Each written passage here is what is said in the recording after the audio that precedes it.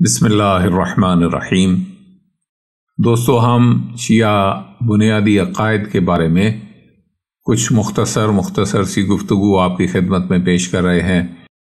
مقصد صرف یہ ہے کہ ہمیں خالص شیعہ کی معلومات ہوں، ہمارے خلاف جو پروپیگنڈا کیا جاتا ہے اس کا توڑ بھی ہمارے پاس ہونا چاہیے، اور خالص شیعہ نظریات کی بھی ہمیں معلومات ہونی چاہیے۔ اس سلسلے میں ایک بہترین کتاب جس کا میں دوسرے کلپس میں بھی آپ کو بتا چکا ہوں، مصباح شیعت کے نام سے ایک کتاب موجود ہے۔ بہترین کتاب ہے شیعہ عقائد کو جاننے کے لیے۔ اگر آپ کو زیادہ تفصیلات کی ضرورت ہو مختلف عقائد میں تو آپ اس کتاب سے رجوع کر سکتے ہیں۔ آج جس موضوع پہ میں آپ کی سمع خراشی کرنا چاہتا ہوں وہ ہے تقیہ۔ عموماً سوال ہوتا ہے کہ عالم تشیع کا تصور تقیہ کیا ہے؟ اس کا جواب یہ ہے کہ دین آل محمد علیہ الصلوۃ والسلام میں سے ایک اہم چیز تقیہ ہے۔ جب ہم تقیہ کو عربی کے حوالے سے دیکھتے ہیں تو پتہ چلتا ہے کہ اس کا اصل مادہ وقی ہے، واو قاف چھوٹی ہے، جس کے معنی ہے کسی خوف کی وجہ سے کسی چیز سے پرہیز کرنا۔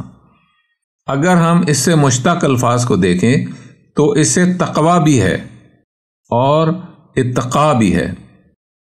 اتقوا النار کے معنی ہیں تم آگ سے بچو۔ اسی طرح تقیہ کے معنی بنتے ہیں پرہیزگاری، کیونکہ کسی چیز سے پرہیز ہی تقیہ ہے، کیونکہ انسان پرہیز کسی خوف کی وجہ سے ہی کرتا ہے، اس لیے تقیہ کے باطن میں ایک خوف کا عنصر موجود رہتا ہے۔ اصطلاحی معنی میں بھی یہی بات نظر آتی ہے، کیونکہ تقیہ کے اصطلاحی معنی ہے کسی خوف کی وجہ سے حقیقت حقہ کا ظاہر نہ کرنا۔ تقیہ کی ضد نفاق ہے، اور یہ بھی کہتے ہیں کہ چیزوں کو اپنی ضد سے پہچانا کرو۔ نتیجہ یہ ہے کہ اگر اندر باطل ہو اور ظاہر حق ہو تو یہ نفاق ہے، اور اگر ظاہر باطل ہو اور اندر حق ہو تو یہ تقیہ کہلاتا ہے۔ یہ ایک بنیادی ڈفرنس ہے، اس کو میں ایک دفعہ پھر آپ کے سامنے عرض کرتا ہوں کہ اگر دل میں سچائی ہے لیکن زبان گفتگو اس سچائی کو چھپا رہی ہے تو یہ تقیہ ہے، لیکن اگر دل میں کفر ہے، شرک ہے، اور زبان اس کفر و شرک کو چھپا رہی ہے تو یہ منافقت ہے۔ یعنی تقیہ منافقت نہیں ہے، تقیہ عین دین ہے۔ کیوں؟ آپ مختلف نقصانات کے ازالے کے لیے، ان سے بچنے کے لیے اپنے دل کے سچ کو چھپا رہے ہیں۔ جو سچ آپ کے دل میں ہے آپ اس کو چھپا رہے ہیں، اسے تقیہ کہتے ہیں۔ دوستو، یہ بھی عرض کر دوں کہ تقیہ کی کئی اقسام ہیں۔ یہ اقسام دراصل تقیہ کے مواقع و محل کی وجہ سے ہوتی ہیں۔ تقیہ للمال، یعنی مال کی حفاظت کے لیے اپنے دین کو ظاہر کرنے سے پرہیز کرنا۔ تقیہ للنفس، جان کی حفاظت کے لیے اپنے دین کو ظاہر کرنے سے پرہیز کرنا۔ تقیہ للناموس، یعنی اپنی ناموس کی حفاظت کے لیے اپنے دین کو ظاہر کرنے سے پرہیز کرنا۔ اور تقیہ للدین، یعنی دین کی حفاظت کے لیے اپنے دین کو ظاہر کرنے سے پرہیز کرنا۔ اس کے بعد اس ہر قسم کی دو طرح ہیں، جیسا کہ اپنے مال کی حفاظت کے لیے یا اپنے مومن بھائی کے مال کی حفاظت کے لیے آپ پرہیز کریں۔ اسی طرح اپنے دین کو ظاہر کرنے کے لیے پرہیز کرنا یا اپنے مومن بھائی کے دین کے تحفظ کے لیے گفتگو میں پرہیز کرنا، یہ بھی تقیہ ہے۔ دونوں شکل ہیں۔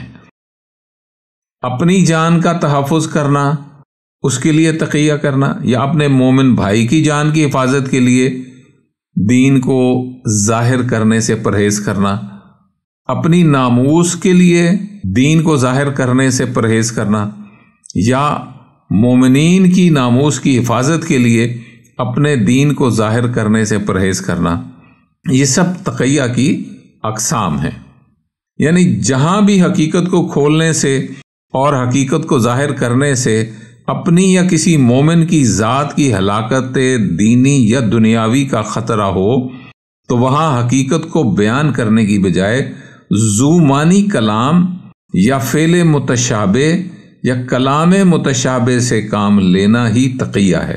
اس جملے کو دہرا دیتا ہوں، بہت اہم جملہ ہے کہ جہاں بھی حق کے ظاہر کرنے سے اپنی یا کسی مومن کی ذات کی ہلاکت دینی یا دنیاوی کا خطرہ ہو تو وہاں حقیقت کو بیان کرنے کی بجائے زومانی کلام یا فعل متشابہ یا کلام متشابہ سے کام لینا یہ تقیہ ہے۔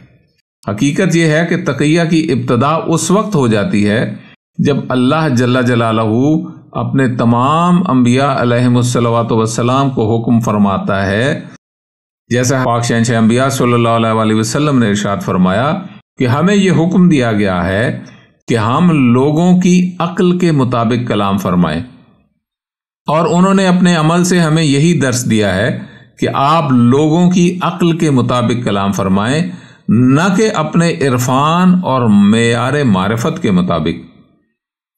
اس بات کو اس طرح سمجھیں کہ ہم جیسے ناقص العقل و شعور لوگوں کے سامنے اگر انبیاء علیہ السلام اپنے جملہ معارف انڈیل دیں تو ہمارے ظرف ان کے متحمل ہی نہیں ہو سکتے، اور ہمارے لیے سوائے ہلاکت کے اور کچھ نہ بچے گا۔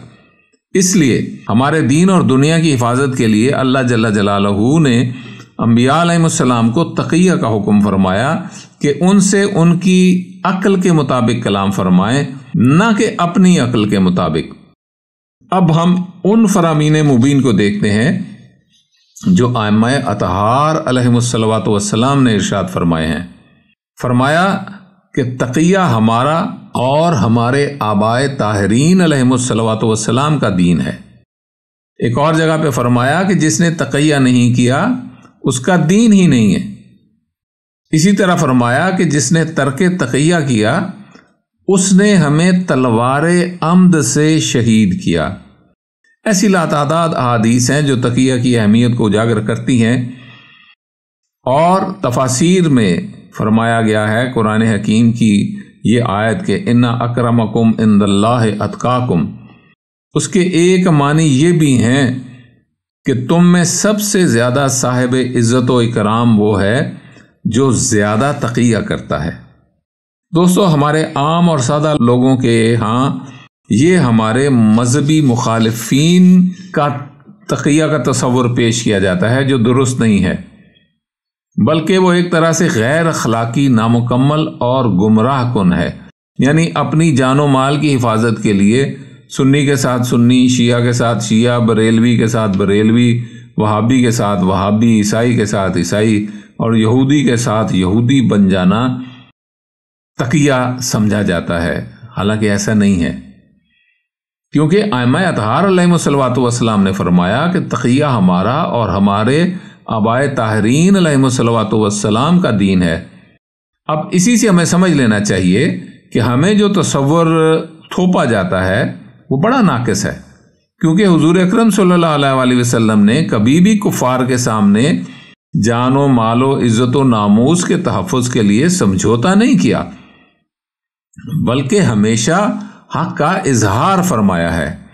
اسی طرح کربلا معلیٰ میں شہنشاہ لجپال علیہ الصلوۃ والسلام نے کفر کے سامنے اپنے دین کا اظہار فرمایا ہے، اور عین اس وقت کہ جہاں عزت و ناموس کو خطرہ درپیش تھا وہاں انہوں نے تقیہ مروجہ سے کام نہیں لیا، بلکہ اپنی جان و مال و عزت و ناموس کے جملہ خطرات سے بے نیاز ہو کر اسلام کو سر بلند فرمایا ہے۔ اسی طرح آپ سوچتے چلے جائیں کہ ہمارے 12 ائمہ ہدیٰ علیہم الصلوۃ والسلام میں سے کسی ذات نے اپنے مذہب کے اعلان میں کبھی رواداری سے کام لیا ہے کیا؟ اور اگر وہ لینا بھی چاہتے تو کیا کوئی ان کے بارے میں یہ مان سکتا تھا کہ انہوں نے کسی غیر کی بیعت کر لی یا کسی کفر سری کو حق مان لیا؟ نعوذ باللہ۔ میں اس دور کی بات کرتا ہوں کہ میں اپنے علاقے میں ایک مشہور و معروف آدمی ہوں۔ اب اگر میں کسی دوسرے مذہب کا اعلان کر دوں تو کوئی یقین نہیں کرے گا۔ دین بدلنے کا ڈرامہ تو میں بھی نہیں کر سکتا، بلکہ کسی بھی مذہب کا کوئی بھی رہنما درجے بالا یا عام فہم مفہوم میں اگر تقیہ کرے تو وہ اپنے دین کی ترویج و تبلیغ کیسے کرے گا اور کیا کہہ کر کرے گا؟ بات یہ ہے کہ تقیہ کے مفہوم کی حقیقت کو سمجھا ہی نہیں گیا۔ تقیہ کا مفہوم خاندان پاک علیہ الصلوۃ والسلام کے بارے میں یہ ہے کہ انہوں نے اپنی پوری زندگی اپنی ذات اور اپنی حقیقت باطنیہ کو چھپاتے ہوئے گزار دی ہے۔ وہ اللہ عز و جل کے نور اول و ازل تھے، مگر اللہ نے انہیں فرمایا کہ جامع بشری میں جانا ہے اور انہیں اپنے ساتھ مانوس کرنا ہے، اور فرمایا کہ آپ امت سے فرما دیجئے کہ انما انا بشر مثلکم، کہ ہم تمہاری مثال بشر ہیں۔ میں یہ عرض کرنا چاہتا ہوں کہ شہنشاہ انبیاء صلی اللہ علیہ وآلہ وسلم کا بشر بن کر رہنا ہی ایک تقیہ تھا، اپنی نورانیت کو چھپانا بھی تقیہ تھا، اپنی حقیقت ازلیہ کو ظاہر نہ فرمانا اور اپنی ذات پر بشریت کو طاری رکھنا ہی اصل تقیہ تھا۔ انہیں صرف بشر کہلوانے کا حکم نہیں تھا، بلکہ بشر بن کر رہنے کا حکم تھا، اور وہ بشر بن کر رہے اور ہمیں عملی طور پر سکھایا کہ یہ ہے تقیہ۔ دوستو، حقیقت یہ ہے کہ اگر پاک خاندان علیہ الصلوۃ والسلام اپنے انوار ازلیہ کا اظہار فرماتے تو ساری دنیا سارے خداؤں کو چھوڑ کر انہی کی عبادت کرتی اور ساری کائنات انہیں اپنا اللہ مان کر ان کی عبادت کرتی، اور اس طرح انسانیت ایک ہلاکت سے نکل کر دوسری ہلاکت میں پہنچ جاتی۔ یہی وہ خطرہ تھا جس کی وجہ سے اپنی ازلی نورانیت اور باطنی حقیقت کو چھپایا گیا اور تقیہ کیا گیا، اور جن لوگوں پر انہوں نے ان اسرار کو ظاہر فرمایا تو ان پر بھی یہی حکم صادر فرمایا کہ تم کسی غیر کے سامنے ہمارے راز نہیں کھولو گے، کیونکہ ہر آدمی ان رازوں کا متحمل نہیں ہوگا، اس لیے تمہیں سب سے تقیہ کرنا لازم ہے۔ اور یہی ہمارا اور ہمارے آبائے طاہرین علیہ الصلوۃ والسلام کا دین ہے، یعنی خاندان الہی علیہ الصلوۃ والسلام کی ازلی حقیقت کو چھپانا ہی تمہارا دین ہے، اور تاکید فرمائی کہ جس نے ہماری حقیقت ازلیہ کو واشگاف الفاظ میں نااہلوں کے سامنے کھول دیا، اس نے ہمیں تلوار عمد سے قتل کیا، نعوذ باللہ من ذالک الکفر والطغیان۔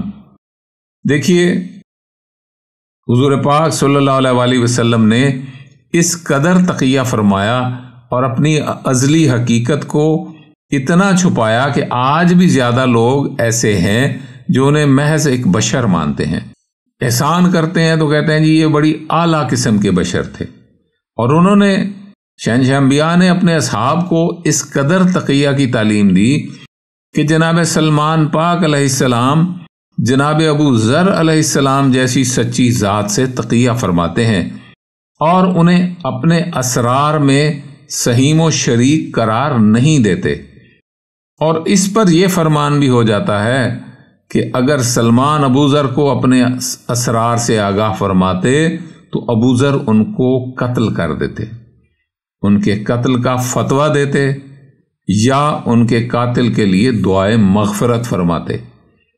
دوستو، یہی پاک خاندان علیہ الصلوۃ والسلام کا دین ہے کہ جن اسرار کا کوئی متحمل نہ ہو انہیں ظاہر نہ کیا جائے، تاکہ کوئی مستضعف انکار کر کے ہلاک نہ ہو جائے، کوئی کمزور عقیدے والا مومن گمراہ نہ ہو جائے، اسے گمراہی سے بچانا ضروری ہے۔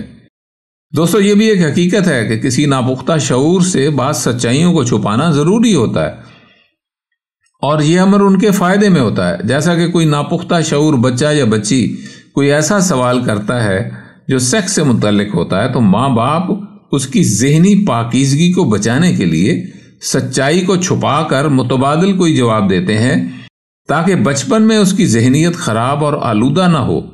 یہی ہے وہ تقیہ جس کا ہر عقل مند کو حکم دیا گیا ہے، کیونکہ جو بھی فکری یا عرفانی طور پر ناپختہ شعور ہوتا ہے وہ ایک بچے کی طرح ہوتا ہے، اور حقائق کا کلی طور پر کھول دینا ان کے لیے باعث ہلاکت ہوتا ہے۔ اولیاء کرام رضوان اللہ علیہم نے اتنے راز بیان نہیں کیے جتنے انہوں نے چھپائے ہیں، اور بار بار یہی فرماتے رہے کہ کاش کوئی رازوں کا امین مل جاتا تو ہم رازائے الہی کو بیان کر سکتے، مگر انہیں جو ملے انہیں پھر یہی تاکید فرمائی کہ یہ راز کسی نااہل کے سامنے نہیں کھولنا، ورنہ تم ہمارے قاتلین میں شمار ہوگے۔ اسی طرح جناب جابر بن یزید جوفی علیہ السلام کو حکم فرمایا گیا تھا، اسی طرح جناب یونس بن عبد الرحمن علیہ السلام کو حکم ہوا، اور اسی طرح نوابین اربع کو حکم ہوا کہ رازوں کو چھپانا ہے، یہ نہیں ہے کہ اپنے آپ کو کافر کہلوانا ہے، نعوذ باللہ۔ ہم جس طرح کا تقیہ کا تصور رکھتے ہیں تو اس طرح کا تقیہ رکھنے سے تو پورا دین ہی مشکوک ہو جائے گا۔ یعنی ہمیں یہ کون بتائے گا فلاں بات ہمارے ائمہ ہدا صلوات اللہ علیہم اجمعین نے تقیتاً فرمائی ہے اور اصل حقیقت یہ ہے؟ اس طرح ہر بات مشکوک ہو جائے گی تو دین ہی ناقابل عمل و مشکوک ہو جائے گا۔ اس لیے تقیہ کا مفہوم یہ ہے کہ اپنے دین کی حفاظت کے لیے یا مومن بھائی کے دین کی حفاظت کے لیے رازوں کو ظاہر نہ کرو، اور اقوال معروف سے کام لو، جو عام لوگوں میں معروف عقیدہ ہو اسی کو ظاہر کرو۔ ہاں، اگر کوئی قدردان اور اہل مل جائے تو اس کے سامنے ان رازوں کو کھول سکتے ہو۔ دوستو، انسان فطرتاً ظاہر پرست ہے، اس لیے اسے کوئی ظاہری معبود چاہیے ہوتا ہے، اور جب پاک خاندان علیہ الصلوۃ والسلام کو اپنے اسرار کھول دیتے تو انسان کی فطرت اسے انہی کو اللہ جل جلالہ ماننے پر مجبور کرتی، اور یہ انہی ذوات کی کلی عبادت کرتا رہتا۔ آپ دیکھیں کہ امیر کائنات علیہ الصلوۃ والسلام نے اپنے اسرار پہ لاکھ پردے ڈالے، لاکھ تقیہ فرمایا، اور ساری رات عبادت کر کے اور مسجد میں شہادت قبول کر کے تقیہ فرمایا۔ اس کے باوجود آج بھی کئی جرت والے لوگ موجود ہیں جو انہی کو اللہ جل جلالہ مانتے ہیں، اور اگر یہ تقیہ نہ فرماتے تو پھر آپ خود سوچیں کہ عالم اسلام کی آج صورت کیا ہوتی۔ ہاں، عام حالات میں زومانی کلام کا حکم اور قول معروف کا حکم ہے کہ جیسا دیس ویسا بیس رکھو، اپنے آپ کو خامخواہ نشانہ تنقید نہ بناؤ، عام لوگوں میں ان کی طرح رہو، اور چھوٹی چھوٹی باتوں پر جان کی بازی نہ لگاؤ، اور تمہیں جو کچھ عطا ہوا ہے اسے چھپاؤ، اور شریعت کی چادر کو تار تار نہ کرو، کیونکہ دین شریعت ہی سب کا پردہ ہے۔ دوستو، یہ تقیہ اس وقت تک ہے جب ہمارے زمانے کے پاک امام علیہ الصلوۃ والسلام پردہ غیبت میں ہیں۔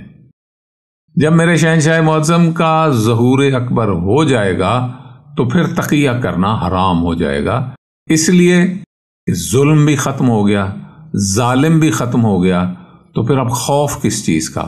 جب خوف نہیں ہے، کسی نقصان کا خطرہ نہیں ہے، تو پھر تقیہ کی ضرورت ہی نہیں ہے۔ اس لیے جب مالک ظہور فرمائیں گے تو تقیہ حرام کر دیا جائے گا۔ دعا فرمائیں کہ وہ حسین لمحات ابھی سے بھی پہلے آئیں، جب یہ کائنات عدل الہیہ سے بھر جائے، حکومت الہیہ کا قیام ہو، ظالم اور ظلم ہمیشہ کے لیے ختم ہو جائیں۔ آمین آمین یا رب العالمین۔